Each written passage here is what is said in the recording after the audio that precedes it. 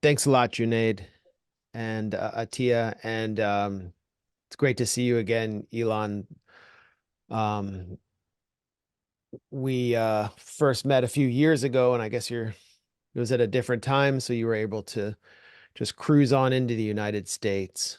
Um, Ilan Pappe's book, The Ethnic Cleansing of Palestine, was a formative read for me. It really helped reinforce my understanding of Zionism and of the Israel-Palestine crisis, and couldn't recommend it more as a primer for everyone watching. I mean, if there's one book to read now, it's that, because what Israel is attempting to do is to finish 1948, what they began. It's been an unfinished project against massive resistance, including resistance from many of you who are tuning in right now.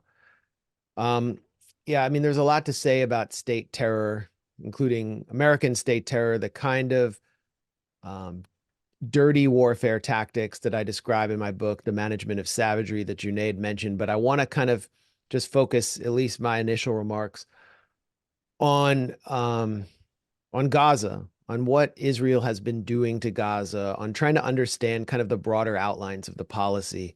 And I think Elon might be able to help fill in a lot of the broader outlines with historic details. Um, I guess I think to help for to help you understand my thinking on Gaza, I would start actually in the pre-state era of Zionism. As the Zionist colonial project was taking hold in places like Jaffa, for example, where there was a robust industry of shipping, orange groves, and Zionists began buying up the land.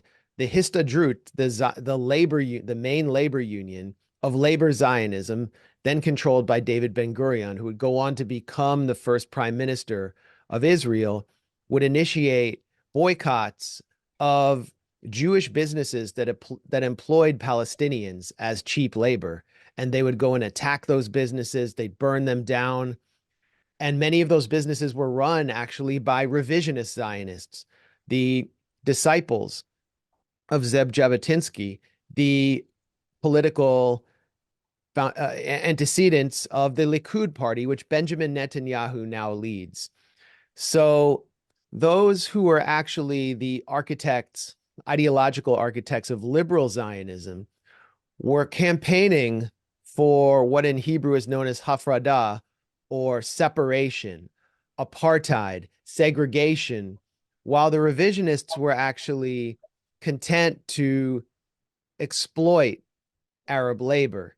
This will help us to understand the siege policy on Gaza and the broader policy towards the violent demographic engineering of a ostensibly Jewish majority, quote unquote, Jewish state.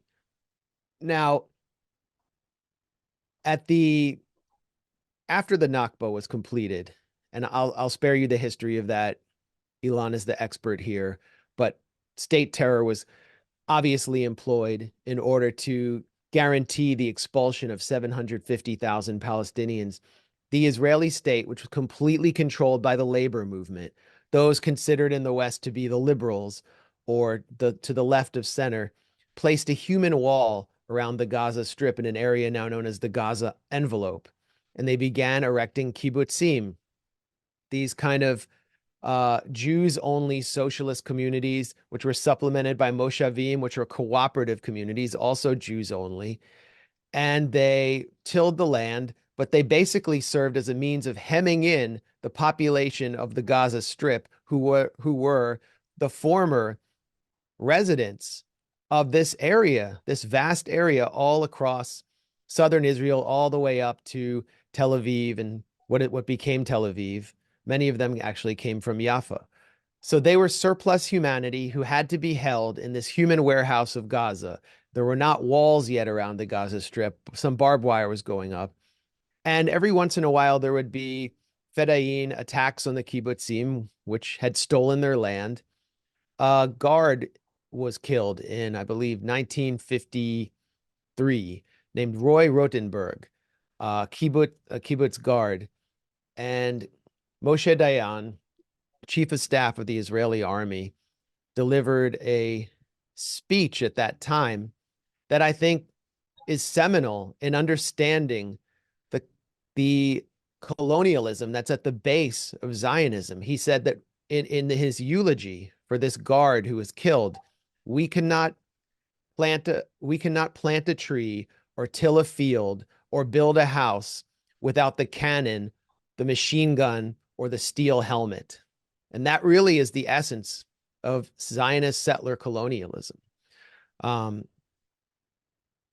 So hard separation was always the goal of the labor movement that dominated early Zionism and Israel throughout much of its history.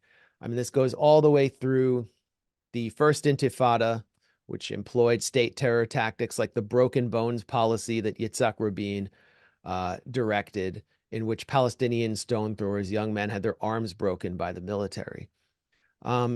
But Palestinians were still able to cross into 1948 Israel to serve as cheap labor. And Yitzhak Rabin, the most visible figure, the hero of labor Zionism, of modern labor Zionism, campaigned in 1992 on getting Gaza out of Tel Aviv. That was one of his campaign slogans. He declared that he wished that Gaza would simply sink into the sea and disappear. But what he meant was get all the Palestinian laborers out of Tel Aviv, make Palestinians disappear.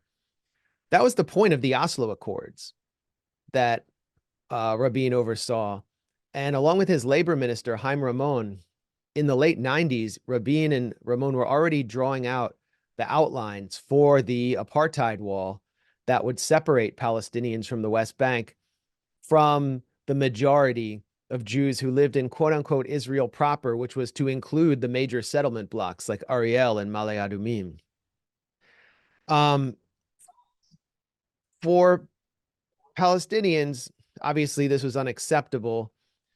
When Ariel Sharon rose to power, he began a policy of provoking the Palestinians into violence in order to achieve goals of further ethnic cleansing and separation, starting with his provocative visit to the Al-Aqsa compound, but then 1 million bullets in October. Actually, this preceded Sharon. In the Ehud Barak administration, the Israeli military fired 1 million bullets at Palestinian protesters at the dawn of the Second Intifada. It was part of a push policy to push them towards violence through state terror. And the violence did come. It came in the form of suicide bombing. It came in the form of armed resistance in the occupied territories, attacks on settlers. The liberal publication Haaretz, the voice of the enlightened public of Israel, declared that we are in a war for coffee and croissants in the morning. In other words, to preserve what Labor Party Prime Minister Ehud Barak called a villa in the jungle. That was how he described Israel, a villa in the jungle, in straightforward colonial language. Israel was to enjoy a European lifestyle, particularly in Tel Aviv and and South Jerusalem. And the Palestinians were going to have to disappear at some point. So this led to, first of all, the construction of the apartheid wall in and around the West Bank, but also the siege policy of Gaza to construct kind of a cordon sanitaire around Gaza. And to necessitate that, Israel evacuated some 9,000 settlers, fanatics from Gush Katif, and got the praise of liberal Zionists and left Zionists like David Grossman, who actually said that Ariel Sharon, the bulldozer, as he was praised by Joe Biden at his funeral, might actually be a man of peace because he carried out this disengagement. What they didn't understand was that, as the director of the Shin Bet at the time, Avi Dichter, said, the point of the disengagement was to give Israeli forces greater freedom of operation in the Gaza Strip. This meant that they could actually start to treat the Gaza Strip as the United States treated Afghanistan, as an open war zone that could be targeted with F-16 attack jets, tank shells. Wouldn't just be the usual kind of special forces operation and bulldozing just one specific area like the Jenin refugee camp. Entire neighborhoods and cities could eventually be leveled. Academics were brought in from the labor Zionist wing of the Zionist movement to help devise this siege. One was Arnon Sofer, a demographer from, I believe, Tel Aviv University, who said that in order for us to survive, we will have to kill and kill and kill all day, every day, because the pressure at the borders in Gaza will become enormous. And what he meant to say is if we leave and start to treat Gaza as a war zone, resistance will flourish there, and we will have to crush it by mass killing every day. In order to create a legal justification for that policy, the policy of dropping 500 and 2,000-pound bombs in Gaza, deliberately killing civilians, academics like Asa Kasher from Tel Aviv University and former military intelligence operative Amos Yadlin devised the neighbor policy, the idea that the Geneva Conventions was irrelevant and that what they called the terrorist's non-dangerous neighbor could also be killed. This was a policy they freely introduced, as I said, in order to subvert the Geneva Conventions and make children and women legal targets simply because they live next door to the so-called terrorist. And as we now see, the terrorist is anyone who is defined as having an affiliation with Hamas, meaning they could be working for some municipal authority as a plumber, but as long as they work under the rubric of Hamas, they're a target. So essentially, they created the legal justification out of Tel Aviv University for genocide. This came to be known as the Dahia Doctrine after Israel leveled the southern Beirut neighborhood of Dahia, which they labeled a stronghold for Hezbollah during the 2006 invasion and assault on Lebanon, which was a failed attempt to dislodge Hezbollah and permanently push them beyond the Litani River. This was a failed operation, but it created, under the watch of Gadi Eisenkot, again, another figure from the Labor Party in Israel, who is then the Israeli Army Chief of Staff and who is currently in the war cabinet with Netanyahu, someone who's a preferred choice of the Americans in the Biden administration. They created a formalized state terror doctrine in which civilians would be attacked, neighborhoods would be leveled, entire cities would be destroyed in order to pressure the civilian population into turning against resistance because they would be so demoralized. And under this delusional Israeli stratagem, they believed that the Lebanese people, and particularly the Lebanese Shia, would turn against Hassan Nasrallah. They soon applied this doctrine to the Palestinians of Gaza in 2008, 2009, with Operation Cast Lead, then Operation Pillar of Cloud 2011, then in 2014, the war that I witnessed, that I wrote about in my book, The 51-Day War, and the documentary I co-produced, Killing Gaza, Operation Protective Edge. And after that operation, I testified at the Russell Tribunal. It was a people's tribunal in Brussels. And I was asked the question, which all presenters were asked: had Israel committed genocide in this 2014 assault, which I witnessed on the Gaza Strip? And I said, well, I can't conclude that they committed genocide, even though I walked through the rubble of essentially entire cities from Shujaiya to Beit Hanun, the entire frontier region, that were completely destroyed. While they hadn't committed genocide, Israel was primed for genocide. It was primed to commit genocide because of it had already established the legal justification for doing so. It already had the diplomatic support from the United States and Brussels to do so. It already had the weapons to do so.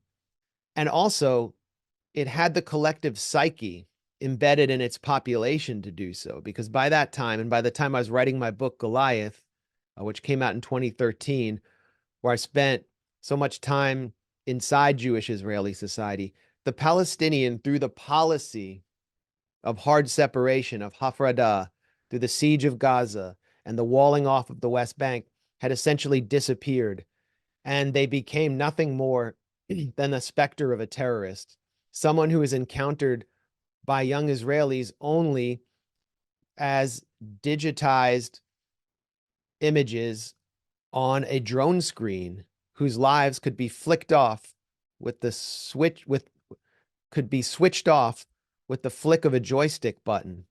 They had essentially been reduced to what the Italian philosopher Giorgio Agamben called bare life, who existed in a state of legal exception, which is the sort of the essence of life under a fascist genocidal regime. They had been reduced to what the Harvard historian or former historian at Harvard and disciple of the late Orientalist Bernard Lewis, someone named Martin Kramer, referred to as superfluous young men. And so the policy always was pointing towards genocide. Israel was primed for genocide long ago. The Zionist project was always leading us to this direction. And now it has the technology through the Lavender AI system to conduct targeting for genocide at a rate so fast that humans cannot even process it. And the Israeli military is struggling to keep up with this dystopian Skynet-like system, which devises targets so rapidly that they cannot conduct genocide quickly enough. But they can be sure, through President Joe Biden and the people who control him, like Tony Blinken, that they'll have the weapons to do so. Biden just authorized $700 million in new tank shells for the Israeli military because they keep running out. Really quickly, to conclude, this policy of state terror, separation, this dystopian policy of the Zionist project carried out by the Israeli regime does not only target Palestinians, Palestinian Muslims and Christians.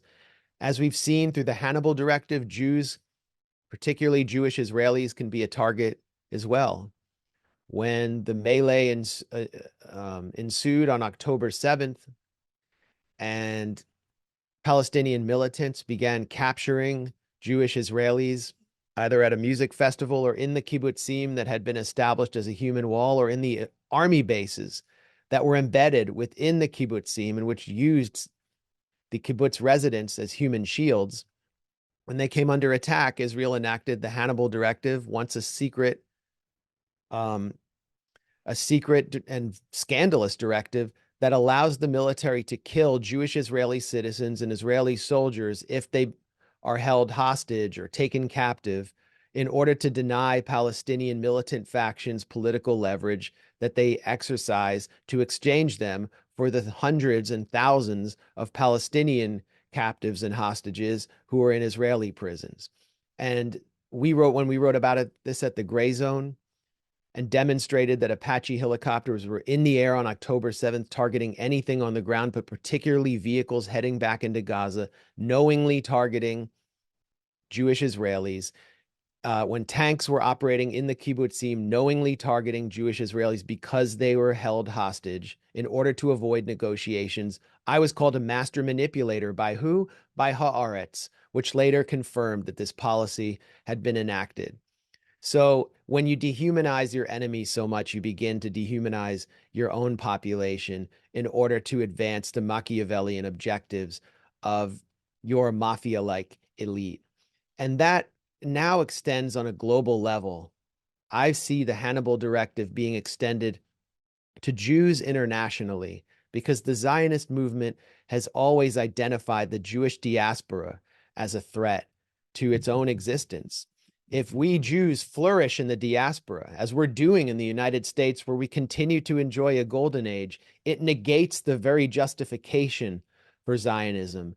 And so we are now being met with a manufactured panic about a surge in anti-Semitism, with pro-Israel, Israel lobby operatives from campuses being trotted out to deliver press conferences, inventing hate crimes against themselves, falsifying anti-Semitic hate crimes to place Jews in a state of complete panic, and at the same time weaponizing the Holocaust and Jewish historical persecution, the history of anti-Semitism, as tools of mass repression to ram through bills like the Anti-Semitism Awareness Act, which was just passed by a majority in Congress, a vast majority, mostly Gentile members of Congress, which declares that trenchant criticism, including accusing Israel of being an apartheid state, is anti-Semitic, and that the Department of Education in the United States must adopt this definition. This definition defines me and Ilan Pappe as anti-Semites, along with a full 1/3 of all American Jews under the age of 40 who believe correctly that Israel is committing genocide in Gaza. That's what they recently told pollsters. And I think it's this weaponization of anti-Semitism which places Jews in peril around the world, which creates divisions between them and the majority population in which they live, and which deliberately aims to destroy the Jewish diaspora. And it's this weaponization policy which has led to the targeting of Jews who refuse to accept the dehumanization and genocide of Palestinians, like Ilan Pappe, and has sicked the security services all across the West on them.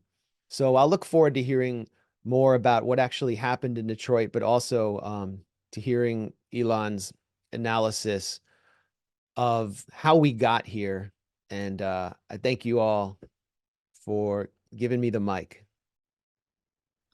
Thanks so much, Max.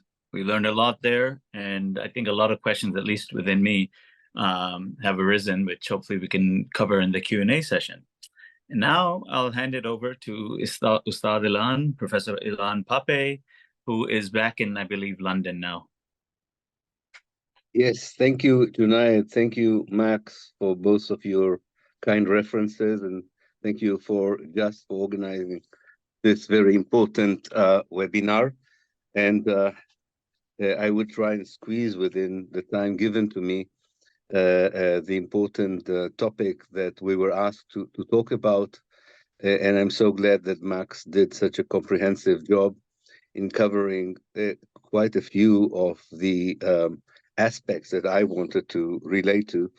And I will just shortly repeat only one or two of them and try to add some a different kind of angle on this question of state terror as a form of regime change.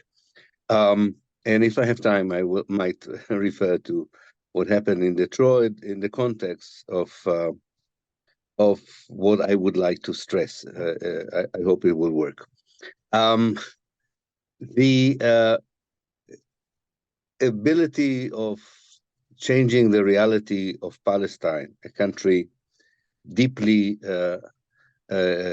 connected organically, religiously, culturally, and historically to the Arab world in general, in particular to an area we call the Mashriq, the Eastern Mediterranean, the ability to take such a country and totally change it, convert it into a Jewish European alien political entity within that world, the ability to transform such a reality is not something that only one state can carry out.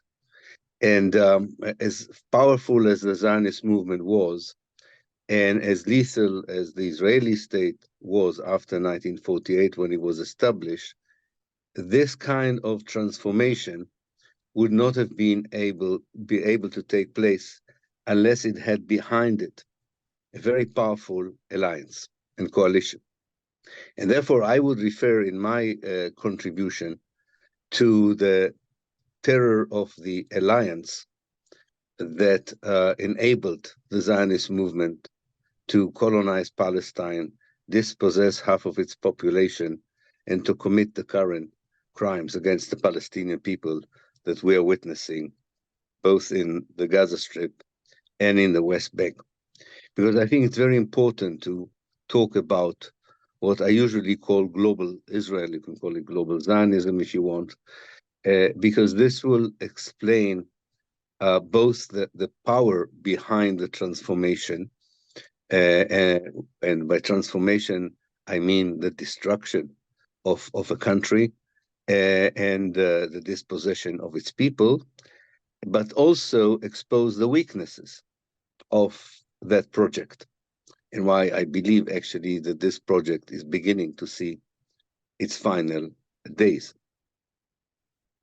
It is something that people tend to forget, that long before any person living in Palestine, whether they belong to the Muslim majority or to the sizable Christian minority and the smaller Jewish minority, long before anyone living in Palestine during the 19th century was aware of it, already very powerful people were discussing how to remove them and how to turn their country into something else. And these people, to begin with, were not Jews. They were evangelical Christians. And they held powerful positions, as powerful as the President of the United States, as the President of the American Supreme Court, as Secretary of State of the British Imperial Government, as important policy makers in different levels in the European continent. And they had something in common, that either for theological reasons or strategic reasons, they believed that the land they called the Holy Land, which is Palestine, Israel today with the occupied territories, they believed that that land had to be part of the Christian world, of the Western world. And as we move throughout the 19th century, this more elusive ideas become more focused. And the idea is that not only Palestine should be part of the Western world, a consensus begins to be built both in the United States and in Britain and some other states within the West, that Palestine should be part of the British Empire and be ceded from the Ottoman Empire. As you probably know, the Ottomans ruled Palestine for 400 years, from 1517 to 1917. The idea that Palestine should not be part of the Ottoman Empire, in fact, should not be part of the Arab world, should not belong to the Muslim world, from a theological point of view, was connected to an evangelical dogma that saw the Palestine as the ground in which the end of times would eventually materialize. And in order for that plan that included the return of Jesus Christ, the Messiah, the resurrection of the dead, and the beginning of 1,000 years of Christ's rule on the world, and these people took seriously these visions, in order for that to happen, the first step was to return, as they would call it, the Jews to Palestine. So long before Jews in Europe, especially in Eastern and Central Europe, were thinking about colonizing Palestine or settling in Ottoman Palestine, already powerful evangelical Christians were talking about their movement from Europe and the United States to Palestine in order to precipitate the second coming of the Messiah. When it was clear towards the end of the 19th century that the days of the Ottoman Empire are numbered, then began a strategic thinking to evolve that saw the need to turn Palestine into a Jewish state from an imperialist point of view rather than a theological point of view. Palestine as part of a geographical area that in the eyes of the British imperialist was an important land bridge together with Egypt and Iraq, on the way to Asia, to British, especially to India, but not only India, to other possessions of the British Empire. These ideas, the theological and strategic one, influenced very much the early Zionist thinkers among the Jewish community, who initially were, their impulse was not to look for settlement in Palestine or colonization of Palestine, but rather looking for a way of dealing with a surge of anti-Semitism and a wish to modernize Jewish life, believing also that the more secular modern Jewish community would be more accepted to the non-Jewish society, and therefore looked for a way of redefining Judaism as nationalism. But the moment they understood that there is a powerful coalition there that would help them to implement the idea of Judaism as nationalism, and Jews going out of Europe in order to save themselves from more anti-Semitism, when they realized that there's already a powerful alliance that would help them to build their nationality or new national identity in Palestine, they became hooked themselves on the idea and reorientated anyone else who was in the early Zionist movement towards colonizing Palestine.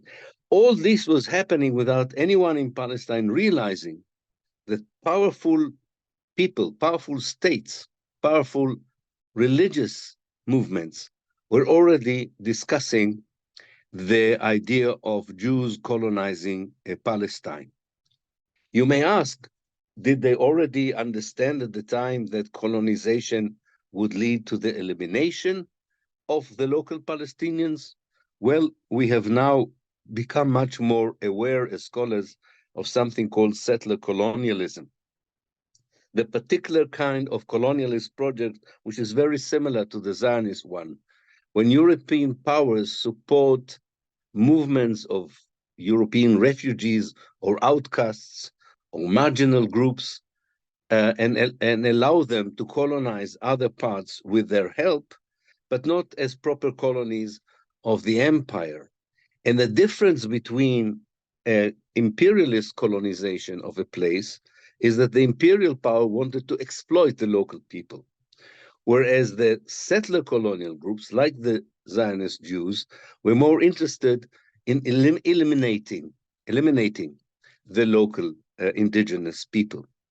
As the late Patrick Wolf, a great scholar of settler colonialism, said, when it was clear for settlers such as the Zionists, with the help of this international alliance, that there is an indigenous population, a native population, in the country in which they want to rebuild themselves as a European Jewish state, as happened to the white settlers in North America and in Australia, the logic of the elimination of the native emerged.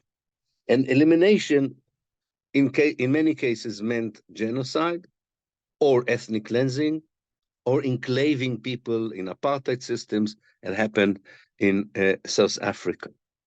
But again, I want to stress the fact, I'm not trying to absolve the Zionist movement for adopting the elimination as the main methods of turning Palestine into a Jewish state. And Max already gave us some horrific, an entry to some of horrific chapters in this history of elimination. But I want to understand who is complicit in this. And the Palestinians, as it is, were pastoral people with very little impulse to be warriors of any kind. And they were facing not just as Zionist settlers, otherwise you cannot explain why Zionism was so successful, because the Zionists was a small minority when they started ethnically cleansing the Palestinians in the 1920s. They could do it because a mixture of Islamophobia, a mixture of Western supremacy, which Stuart Hall described so well in his article, The West and the Rest, together with strategic interest, targeted the Palestinian as dispensable, as people who could be removed. And that led to the kind of dehumanization that Marx was talking about. But I'm trying to expand it and saying that the dehumanization was not that just Zionists dehumanizing Palestine. The West as a whole, as a powerful structure of politics, economics, and culture, dehumanize, of course, other people as well. But I haven't seen another historical example where the dehumanization was so focused on one particular people. In 1918, 600,000 Palestinians lived in Palestine, and they were targeted very easily as dispensable in order to fulfill all kinds of dreams of Jesus coming back, of the Crusaders coming back, and of Jewish revival and a solution for anti-Semitism. Moving fast forward, as you all know, Britain led this coalition more or less until 1948, but already, excuse me, already in 1918, it was very clear that the United States would play a very important role in this international immunity, which I call terror, because from the Palestinian perspective, this international alliance is terror, is terrorism against them. It's meant to intimidate them, to terrorize them, and eliminate them. A pro-Zionist Jewish lobby emerged in America already in 1918.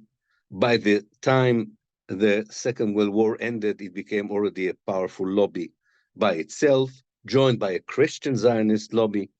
And these are lobbies that existed already from, if we look at them today, you can say that they are more than 100 years old, which this longevity explains also their power and the inertia that everybody, by inertia, everybody obeys them, even without their need to exert pressure.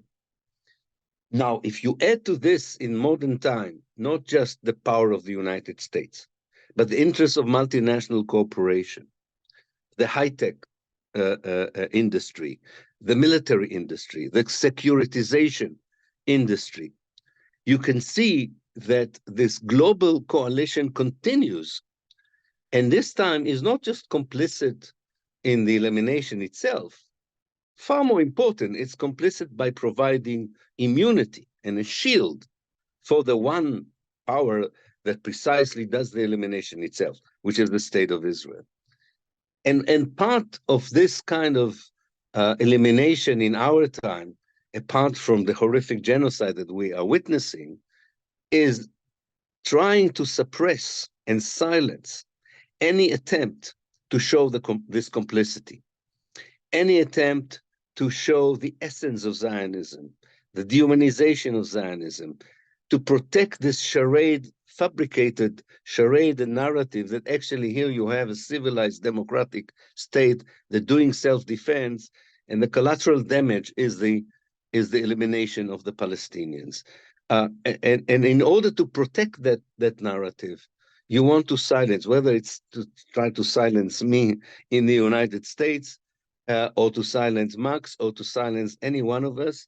And what is so absurd, and with this I will come to a conclusion, what is so absurd that while we are watching daily on our small screen and big screen the genocide in Palestine, this attempt to justify the global coalition that enables that kind of genocide and enabled the genocide before and the ethnic cleansing before, that coalition still works, still is at work despite everything that one can see for themselves, and are either surprised or not surprised, I don't know, that still there are young people with modicum of decency in them who would build encampments on university campuses, other people who would go in masses to demonstration, and many of them would be Jews as well as Muslims and Christians. It is still surprising that there is still the sense among those who are part of that global Israel coalition that they can still convey their destructive support for the destruction of the Palestinian through a discourse of democracy, civilization, self-defense, and so on. The gap between the way they talk about the reality and the reality itself has never been wider. And I think that we should tell them that we are thinking about their action as not only immoral, but also as actions of terrorism.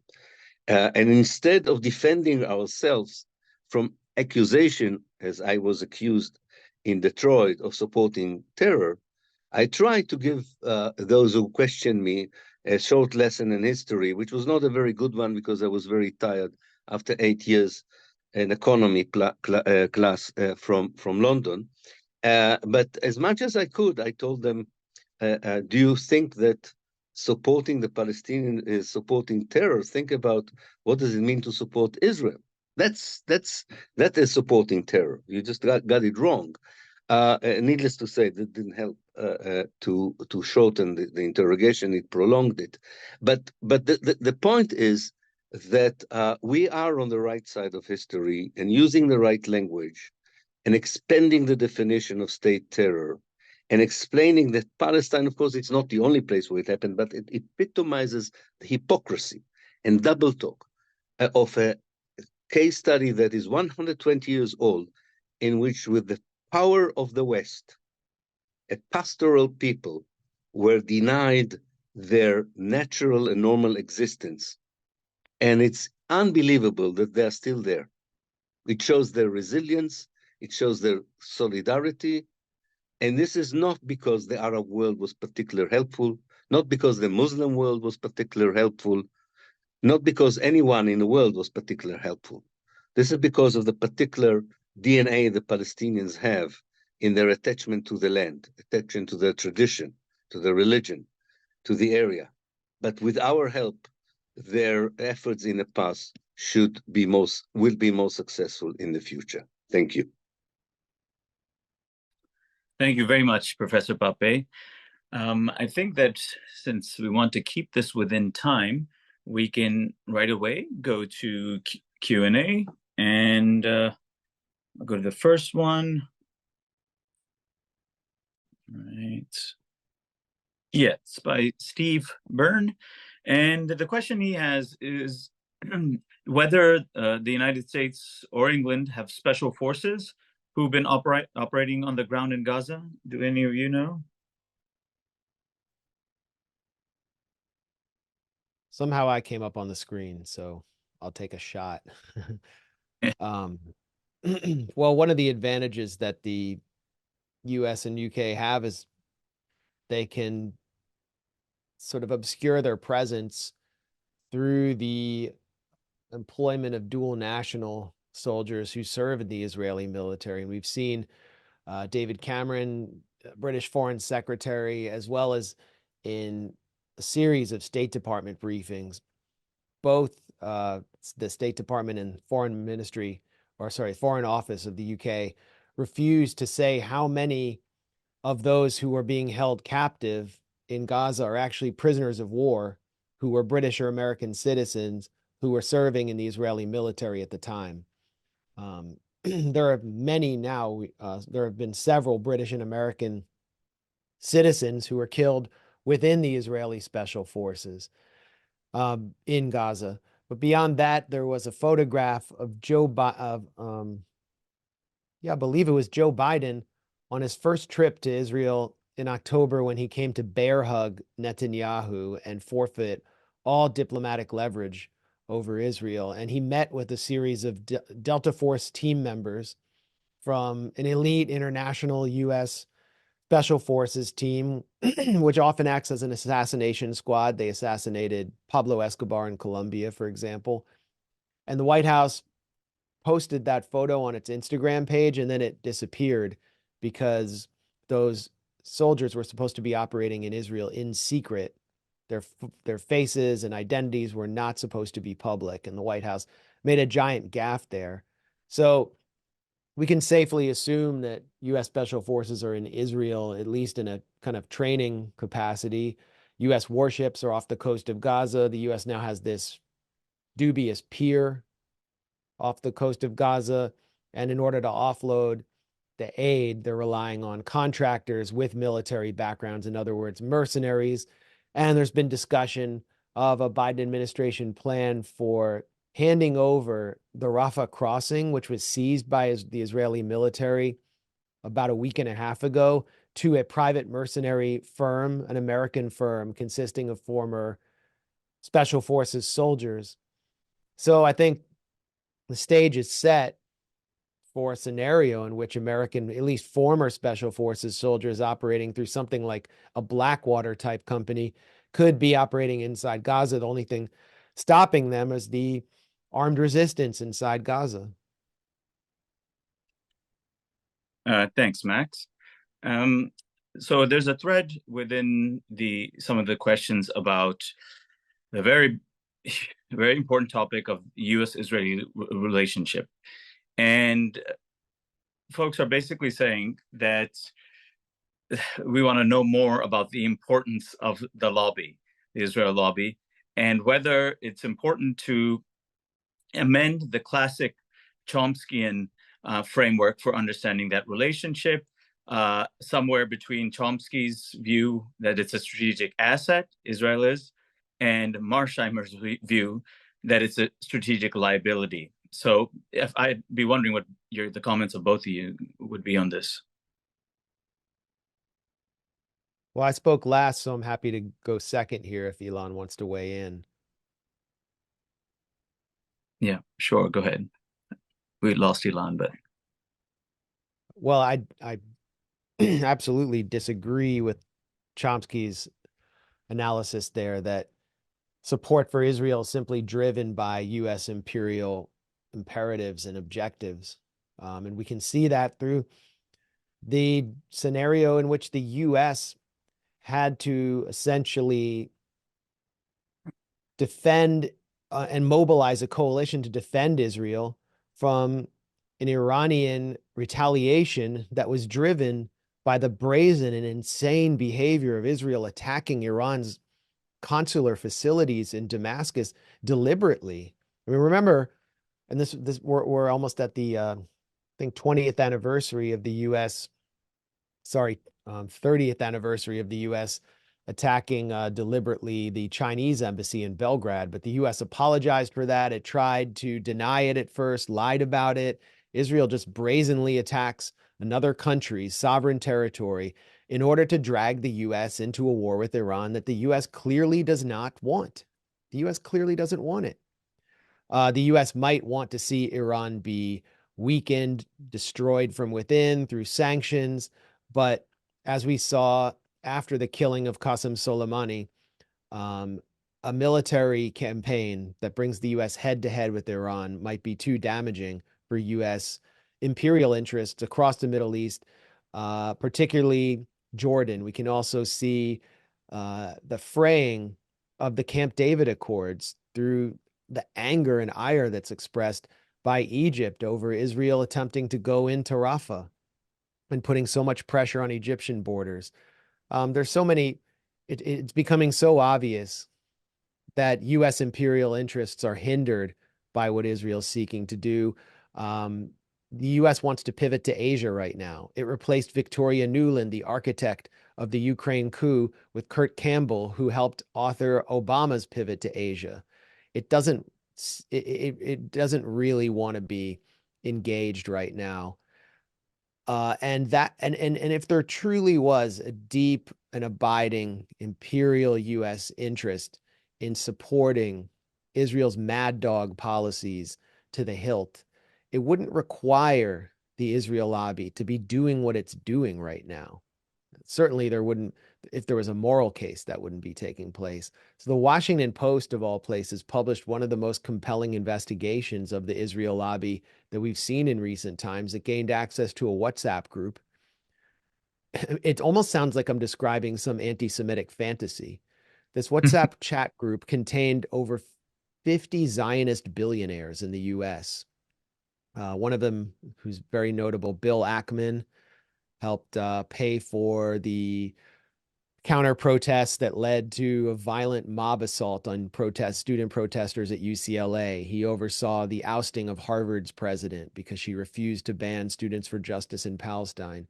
And what this Zionist billionaire cabal, if it really is a cabal, was doing was they were offering legal bribes to New York City Mayor Eric Adams and offering successfully to pay for private intelligence operations in order to get Eric Adams to send the New York Police Department to attack and destroy the Columbia University encampment.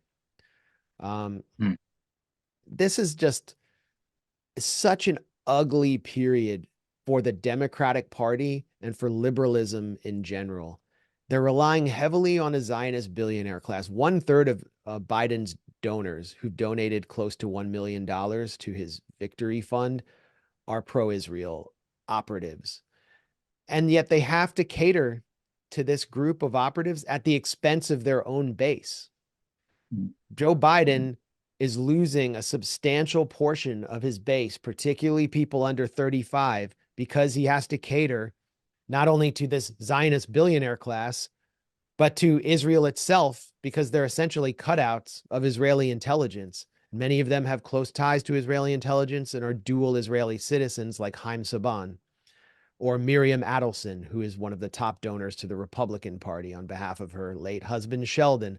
So we're witnessing U.S. politics being destabilized by the cutouts of this foreign entity, and it doesn't really back up the thesis that Israel and the U.S. have the same shared interests and goals. And I should also mention the contradictions within American nationalism are beginning to play out within the MAGA movement, the pro-Trump movement, in which two of its top influencers have jumped ship, Candace Owens and Tucker Carlson, and are now in open opposition to Israel's assault on Gaza. Candace Owens hosted Norman Finkelstein on her show, which led to her ouster by her boss, the Zionist propagandist Ben Shapiro. And Tucker Carlson has faced harsh political recriminations for hosting an evangelical pastor from Bethlehem, the Palestinian Reverend Muntar Isaac, on his show, in which for 45 minutes they shredded the essential logic of Zionism. This is because they don't see American nationalism or the concept of America first as lining up with the Israel first policy advanced by both Biden and Donald Trump and their donor class. Right. Thanks, Max. The one additional point that I would ask you about is if the lobby existed, which it does exist, but if the military-industrial complex was not there also reaping profits from this. So it does seem like they are more or less doing this in tandem, and it works out for both of them. So the question is, how long can that framework sustain this relationship? When, when I talk to people, many people will say within that kind of permanent, unelected bureaucracy of the military intelligence apparatus, the national security state, many folks within that architecture would disagree with what the United States is doing and put forward that argument that this is incredibly damaging for the image of the United States in the world. Well, certainly there are U.S. imperial interests being advanced, and the U.S. also does reap benefits. The U.S. elite reaps benefits from the $35 billion just advanced to Israel. A lot of that'll go straight back to the defense industry in the U.S. and pay for new McMansions in the U.S. suburbs for executives and contractors. I mean, the economy here in Washington, D.C. is heavily fueled by that kind of corporate welfare. But much of that money is going to Ukraine already and other countries. It's not as though U.S. empire or that class would collapse if Israel ceased to exist as the regional bully. When I look back to the immediate days after 9/11, when Donald Kagan, a neocon intellectual, father of Robert Kagan, who advised both Bush, Republican Mitt Romney, and Hillary Clinton, the husband of Victoria Nuland, who was Assistant Secretary of State under Biden, immediately blamed Palestinians for the 9/11 attacks 2 days after 9/11. In the days after 9/11, we saw footage nonstop on U.S. media of Palestinian youth celebrating the attacks in Ramallah. Howard Stern, the shock jock propagandist, blamed Palestinians as the attack was taking place. There was just this reflexive urge to blame Palestinians Ariel Sharon whispered in George W. Bush's ear, Yasser Arafat is our bin Laden. And there was clear Israeli influence on everything the U.S. did, maybe outside of Afghanistan after 9/11. The Iraq War, Benjamin Netanyahu came to testify to the Senate that Saddam absolutely had WMD. The Israelis pushed the red line policy on Syria on chemical weapons, leading to driving various chemical attack false flag hoaxes and staged events like the one in Douma in Syria in April 2018. Muammar Gaddafi absolutely was a target of Israel. Gaddafi was the first person to make the case for one state solution in the New York Times, was a supporter of Palestinian resistance. And the U.S. waged dirty wars, regime change operations, and direct wars on all of these countries, leading to regional destabilization. Did it benefit U.S. empire? That is, it doesn't seem as though it did.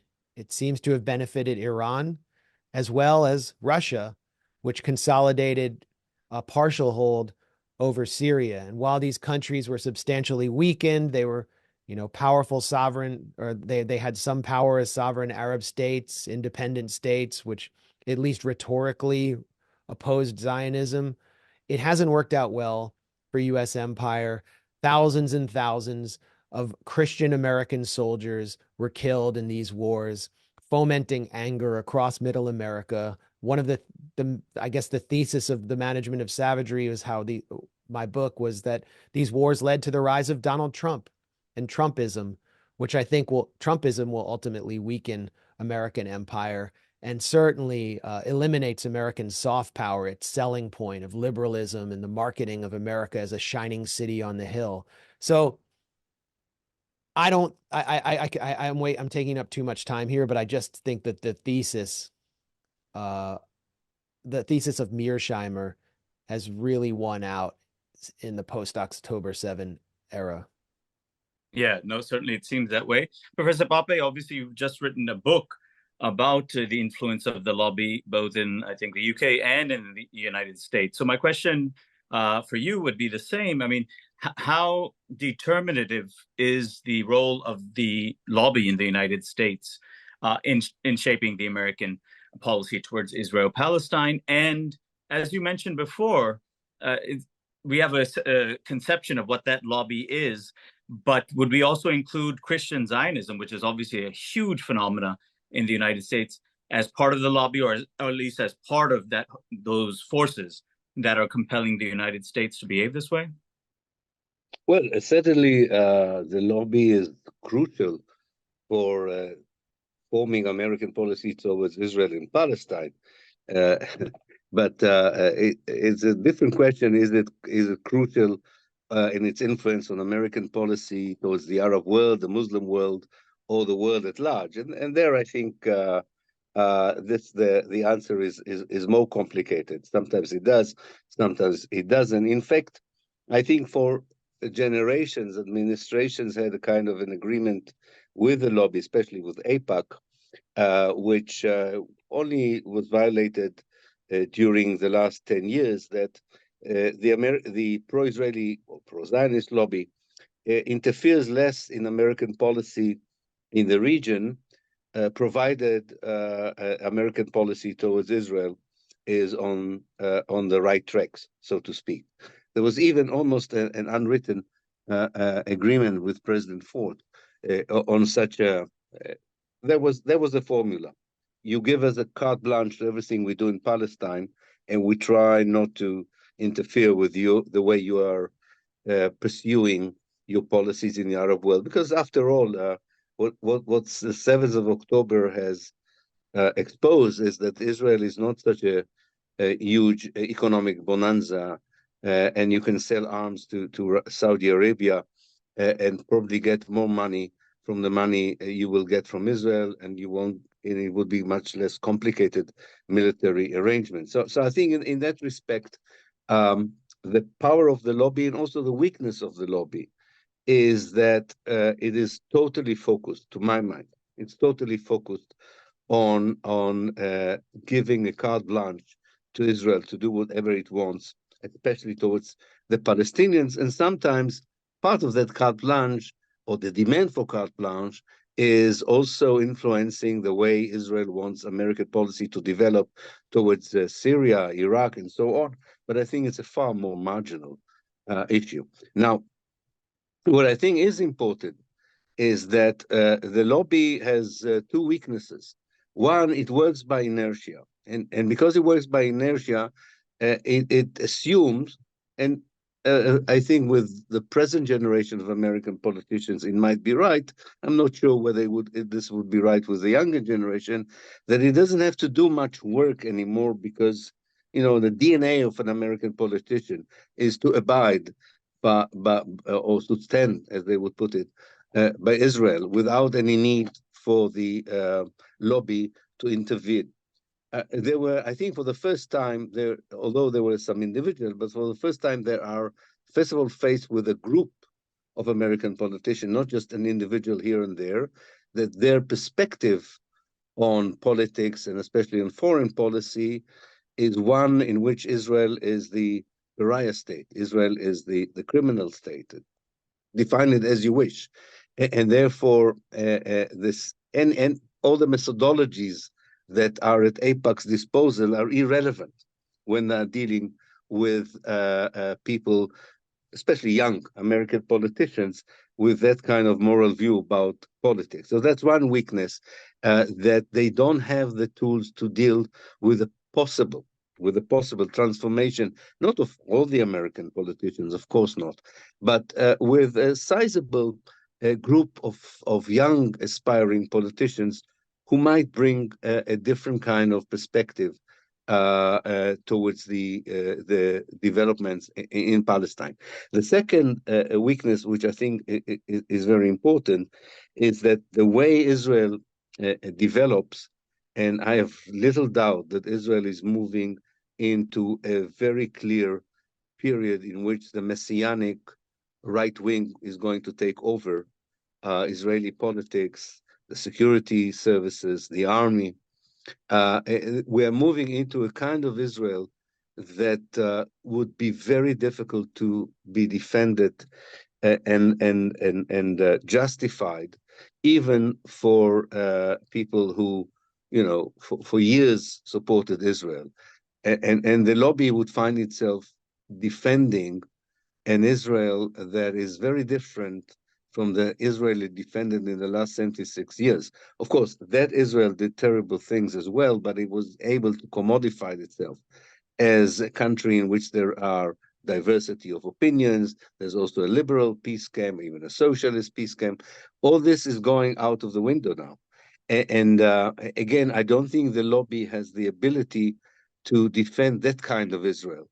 And as I say, it is facing a different kind of generational view, including among Jews in America, that we should not take a teleological determinist view about the power of that lobby.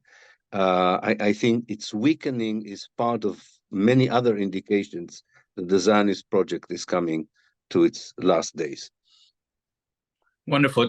Just two final questions, but I was going to say that it also seems very clear that the lobby or Israel will no longer be able to create another lobby which is as Zionist as they have in the past. I think this, what Max referred to, a new generation of younger Jews, that they will find, I think, it much more difficult for them to be as Zionist as they have been in the past. So I think that's one factor. But the last two questions for you both.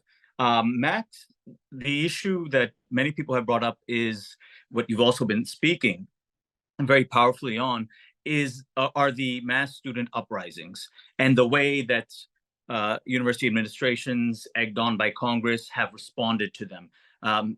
I think people know what's going on there, although you can kind of remind us of some of the worst aspects of it, but also its larger meaning. As you say, it's the unmasking of all of the elite institutions. I think people are really interested in what your take is on that.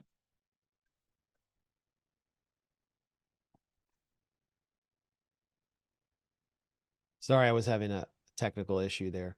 Well, really quickly, I mean, what the students are doing is filling the moral void, which has been left by our entire political class, which are controlled by repugnant donor class that I already discussed. And they're being punished for it by administrations that are controlled in the same way. And in doing so, they're unmasking academia, the campus, what it truly means, the idea of how our elite interpret the First Amendment. It's not something to be protected if it actually threatens their hold on power. And they're exposing Zionist control, Zionist influence over these institutions, where in a way in which core American values are to be sacrificed in order to protect the special relationship with an apartheid colony 5,000 miles away called Israel. It's completely infuriating to watch.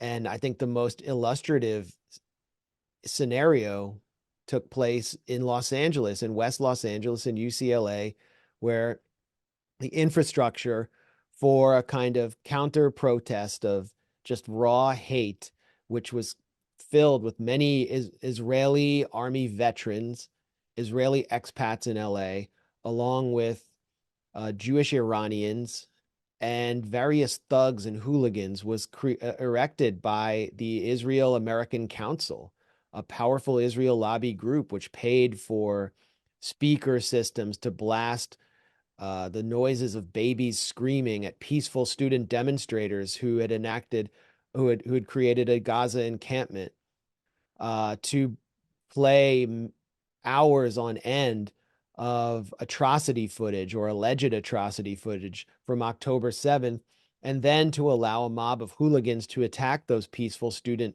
demonstrators on camera. It was live streamed on LA local news. Everyone was watching it. Various Zionist thugs committed multiple acts of assault and battery on camera, and no one has been arrested. And I think it's clear. Even the New York Times acknowledged this in a report. Political influence has given those attackers impunity in the same way that political influence has given the thugs of Itamar Ben-Gvir, who are now allowed to wear army uniforms and are armed with US M4 carbines provided by the United States, impunity to carry out terror across the West Bank. So the occupation has come home, and its target are the Americans who have the humanity and the morality and the conscience to put their convictions on the line in these encampments on campuses. And I think this will go to Chicago, to the Democratic Convention, and it will be one of the biggest tests the Democratic Party has faced since 1968.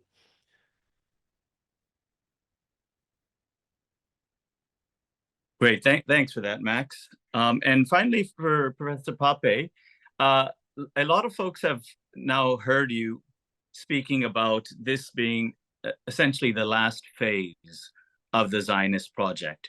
And folks are really interested, I mean, in understanding what are those indicators that you believe are a part and parcel of this end of this project. Yeah. First of all, I talk about the beginning of the end, and that is important because historically beginning can be a long period. Not only a long period, but also a very dangerous period, because regimes that feel insecure and realize themselves that are under the danger of collapse and disintegration are losing any inhibitions, if they ever had some inhibitions before, in using force and lethal force in order to survive. So the bad news is that because it is the beginning of the end, the very near future holds a lot of dangers, especially to the Palestinians, as I think the next Israeli project after Gaza is the West Bank. And I'm very apprehensive of what Israel is going to do there in the very near future. However, looking a bit into a more distant future, you can see indicators that are discrete and seem to be disconnected at this moment in time, but I think they might fuse together into a very powerful, transformative event that would change the reality in Palestine. One indicator is the implosion of the Israeli Jewish society from within. It seems that the whole idea of Judaism as nationalism is not working.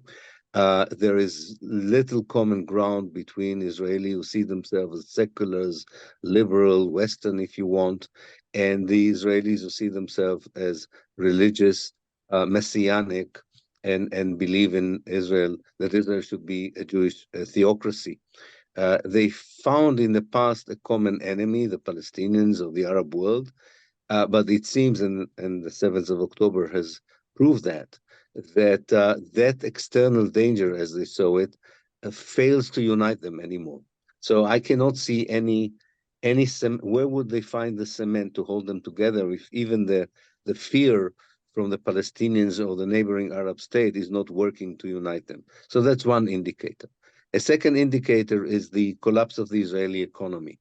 For years, Israel was applauded for being one of the most successful economic systems in the OECD. But in the last 7 months, we have seen that this macroeconomical approach did not covered up for a microeconomic reality by which the gap between the rich and the poor is getting wider by the day.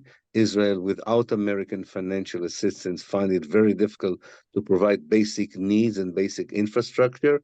And the worst thing that happens from an Israeli economic perspective is that the economic elite has already decided to invest its capital outside of Israel. Some even followed the investment and relocated themselves. This is an inevitable development because there's no chance for peace or reconciliation in the next 10 or 20 years. So this drain of money and the people who are making the money will continue. A third indicator is the growing isolation of Israel. It's making of a pariah state the beginning of the possibility that people are moving from actions of civil society, of boycott and divestment, to actions of government, to sanctions. The fact that the younger Jewish generation is deserting Zionism and many of them are supporting the solidarity movement with the Palestinians is another indicator. And the fact that the whole area around Israel is moving into a very revolutionary period, which challenges the political structure that was built during the colonialist, during the end of the First World War by the colonial powers Britain and France, which challenges the Westphalian nation-state idea. So there's a whole regional transformation that will affect very much the existence of a Jewish state, a racist Jewish state. And finally, while the national Palestinian movement at this very moment is disunited, fragmented, there is a new energy among younger Palestinians, and this is one of the youngest societies in the world, to rebuild an organization that is far more consensual, far more comprehensive, and therefore I think will be far more effective in contributing to the collapse of the Zionist project, and hopefully will also suggest, which it doesn't now, what should replace it. And so I think you take all these indicators, some others I don't have time to explore, you can see I can see as a scholar, not just as an activist, huge cracks in the building, and I think they are not amendable.